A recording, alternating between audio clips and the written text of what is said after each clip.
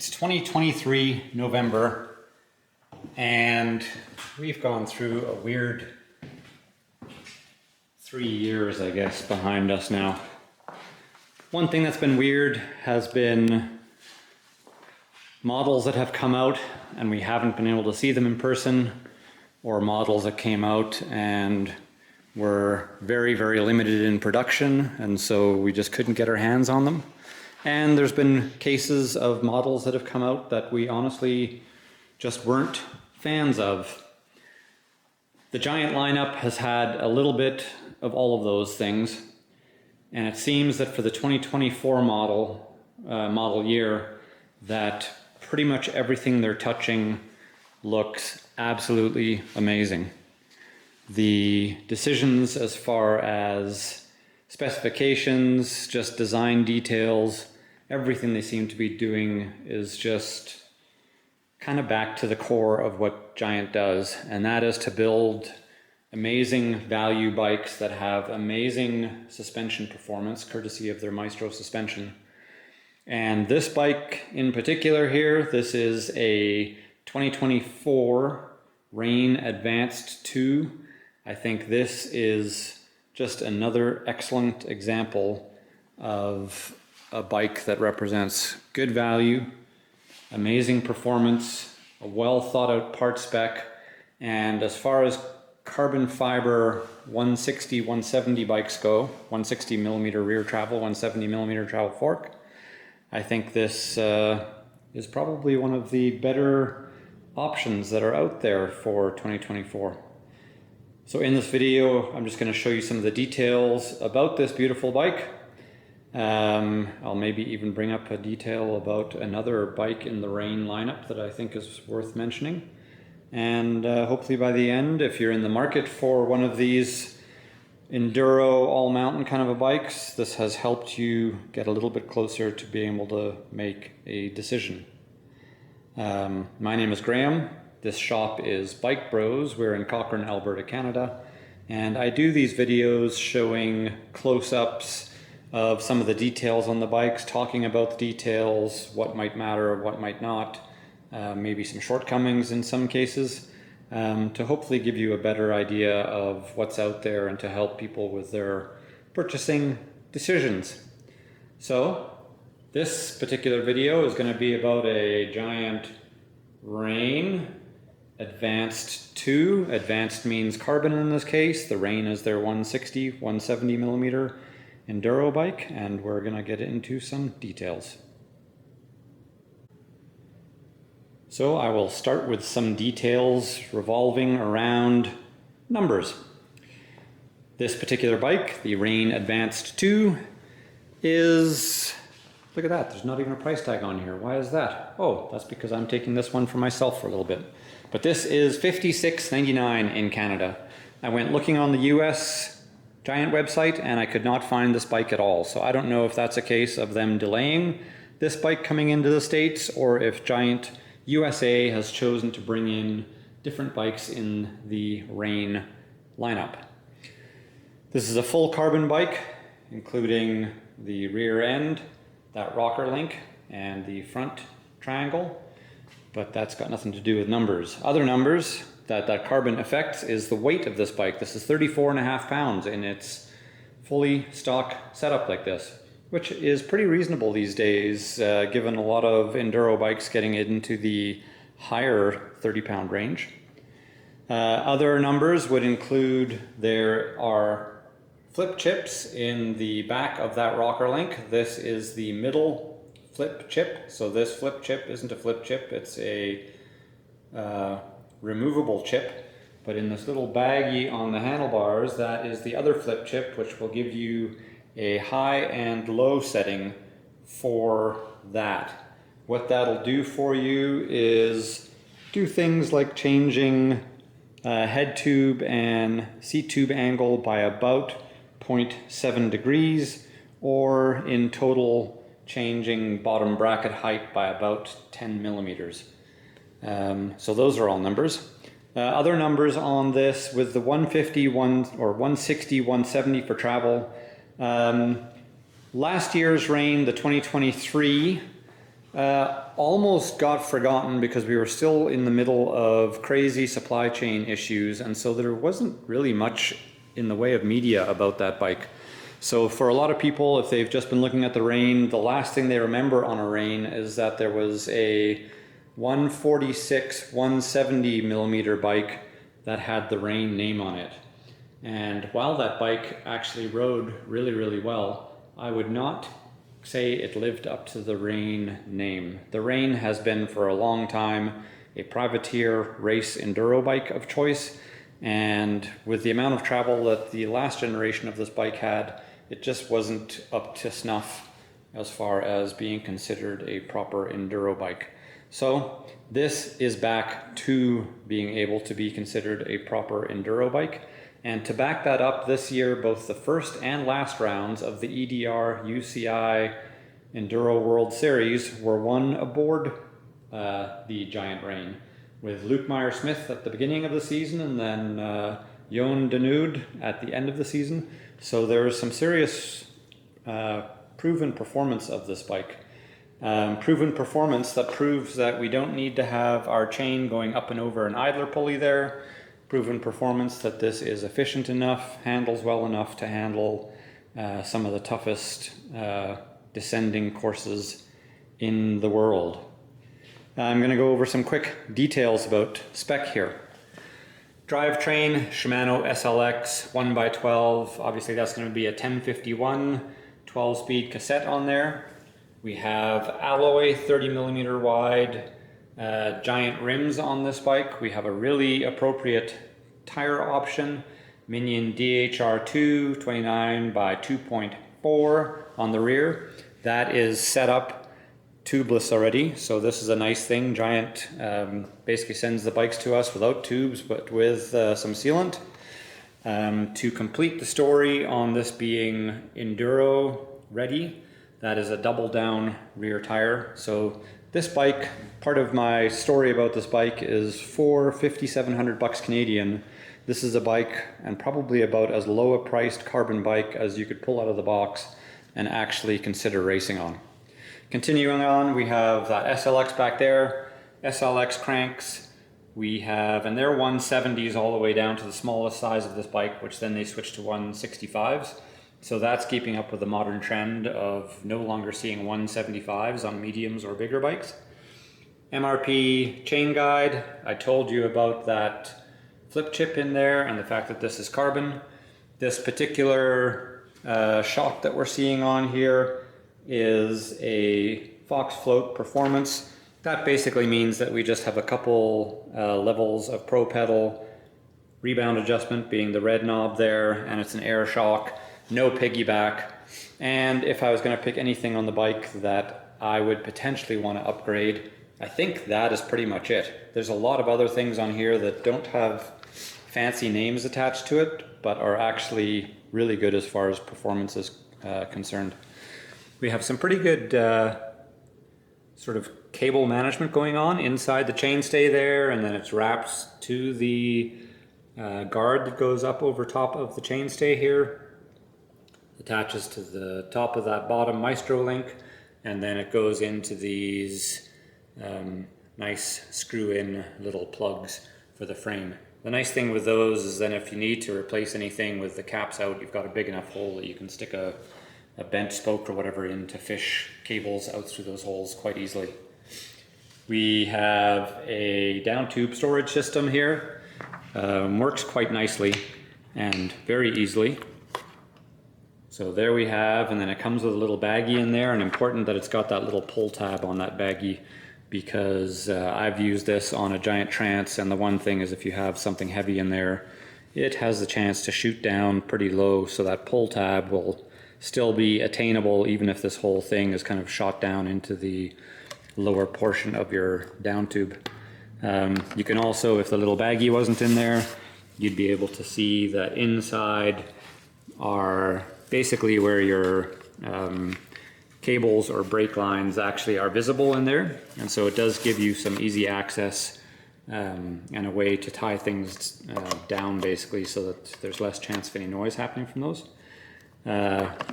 The little storage thingy here, this is hard to do when I'm one-handed here.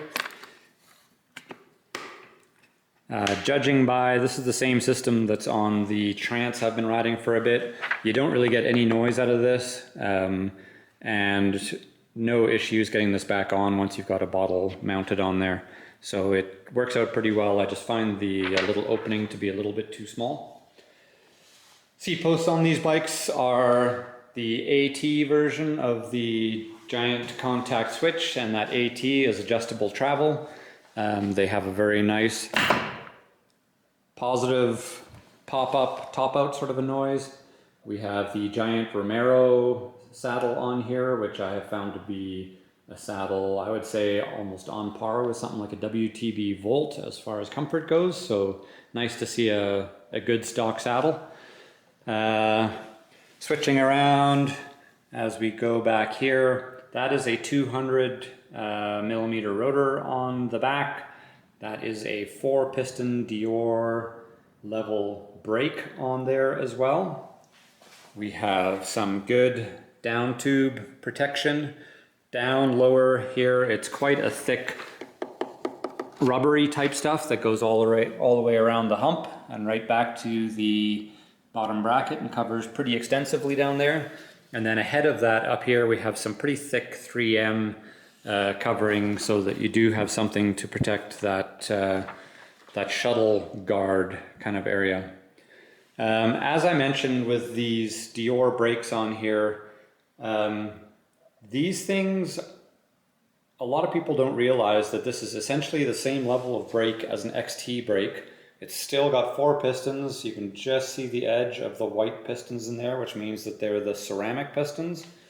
You still have servo wave in that lever, which is what helps to get a really nice, or the ability to have a really nice short lever body on there and still good power with just one finger on there.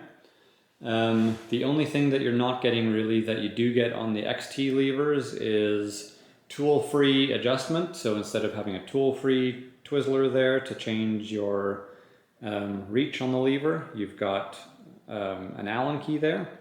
And then you don't have, I can't remember what they call it, but there's a little screw sort of thing right around here on the XTs that gives you basically your lever throw adjustment. I barely know of anybody that ever uses that. So if those features don't mean a heck of a lot to you, these Shimano Dior level brakes are basically giving you a bargain version of the same performance that we get on XTs.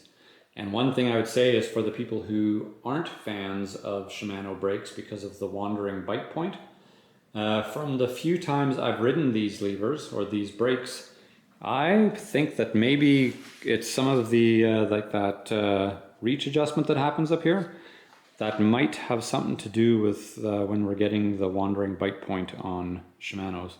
I'm not 100% certain on that, but I can say I'm impressed on these brakes. Going along with that 200 mil rear rotor and keeping up with the trends these days, that is a 220 rotor on the front there. These are a pretty entry level-ish sort of a rotor on here. So the one thing I would say, that rear shock, if you found that you're riding long enough, bumpy enough trails that was sort of losing performance by the end of a long bumpy trail, that would be a spot that you'd think about replacing. And then if your braking wasn't quite keeping up, that's where I would end up personally putting on some Shimano Ice Tech rotors to replace these. I hear different stories from people, some who swear by Ice Tech rotors as changing performance, reducing brake fade, and others who say they don't feel a difference. I personally think that I've felt some difference. I'm going to point out the most ridiculous thing ever here, and that is these grips. They are the tiniest things known to man. If I put my hand on there, by the time I've sort of flattened my hand out, I literally would have to ride my hand in exactly one spot, otherwise it'd be hanging off the end or wrapped over the clamp there. So, and they're super, super narrow here. So I find that these grips, and we've seen them on a number of giants, that's sort of a thing where they're just putting some stupidly small grip on there. I don't know if in some part of the world that's cool to have tiny grips, but I don't like them and they feel really strange. 35 mil clamp bars on here. The handlebars I believe are 810 millimeters wide. Giant does a good job on their handlebars of having good sort of back and up sweep to them. Stem is their in-house SL contact stem, and that's going to be a 40 millimeter length on this bike. This is a size large that we're looking at, and I may very well, I'm going to try riding this bike in the stock position, but I may very well increase my stem length to 50 mils as I'm sort of thinking ahead on the things that I may change to personalize fit and feel.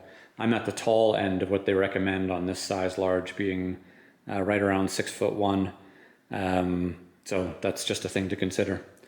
Some of the things as far as geometry goes that I'm really interested in on this bike is that seat tube angle. It gets really steep. We're up to about a 78-degree seat tube angle in the steepest mode on its with the flip chip. In the slackest mode, it's still 77.3. I'm a fan of steep seat tubes, especially as the bike's travel increases. I find you're going to sag into your suspension that much more, especially when climbing. So a steep seat tube for me with my very long legs is something that's really important. One thing looking at the geometry chart is that angle, once you're on smalls and mediums in this bike, that steepest angle actually goes up to 79 degrees. So quite steep. One thing that some people may or may not care about, the chainstay length on this bike is not size dependent. So it's not like you're going to get a longer chainstay because this is a large compared to a size small. Your chainstay lengths are between 442 and 445, depending on your flip chip setting.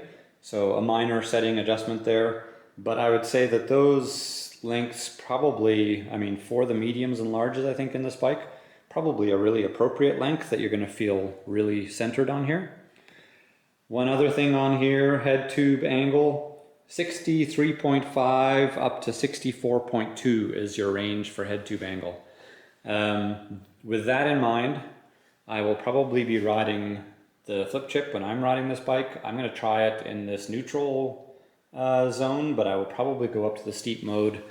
I tend to find that I'm not on board with the slacker is better sort of mindset on these bikes. I don't tend to ride mega steep trails.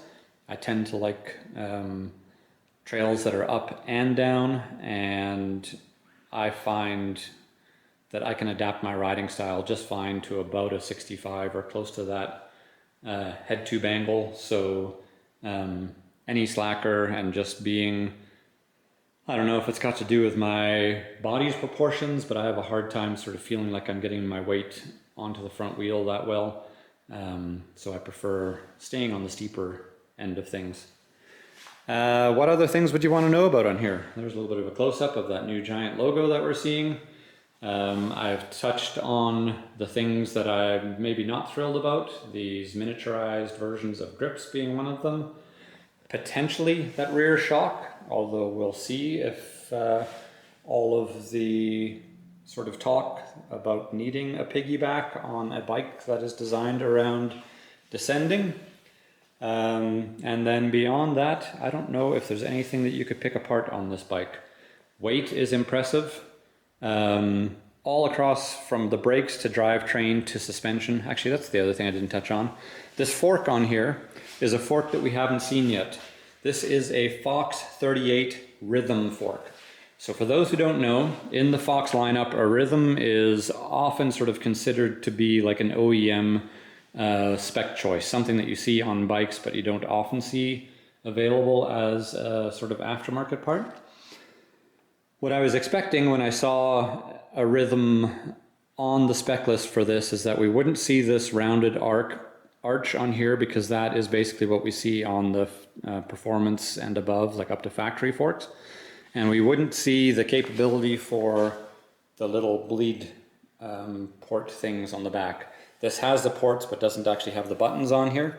But it is sharing then, that tells me it's sharing the same lowers as a Fox factory fork. So all that means is that we're getting the equivalent of a performance fork, because it's just a standard grip damper, Still, of course, an air fork. So the one thing that'll change on this rhythm compared to a performance or performance elite or factory is I think that this crown, just the way that it is manufactured, is a little bit lower tech, so it's going to add a little bit of weight. The fact that this bike is only 34.5 pounds tells me that it can't be adding that much weight really. So yeah, I'm impressed at least to see this level of fork on this bike. A 170 mil 38 should be awesome. What else would you want to know? I can't think of anything. I just look forward to riding this bike. Hopefully, I haven't done much in the way of bike reviews where I actually go and ride the bikes. I've done it on an alpine trail. I have ridden a lot of the bikes that I review because I try and get as many bikes under me as possible to understand their riding characteristics as possible. In this particular case, I'm really interested to see, does this bike perform as well as I think it will for being the budget version of a Reign, but a very well conceived budget version. And the last thing I'll say is, if I was going only for best bang for the buck, would I pick this bike or would I pick the alloy version of the Reign? The Reign 1 for 2024 has an absolutely killer build, with the largest notable things being the suspension on it being upgraded and it being about $800 cheaper than this. I will admit that my attraction to this bike largely comes down to the fact that I find that the current crop of giant carbon frames are just really sexy, and the alloy version of the Reign in particular just doesn't really speak to me. But for a lot of people, if you're just thinking practically and you want to spend no more than $5,000 in Canada and you want an amazing bike, I would suggest looking at the giant Reign 1. Really, really good spec for the money.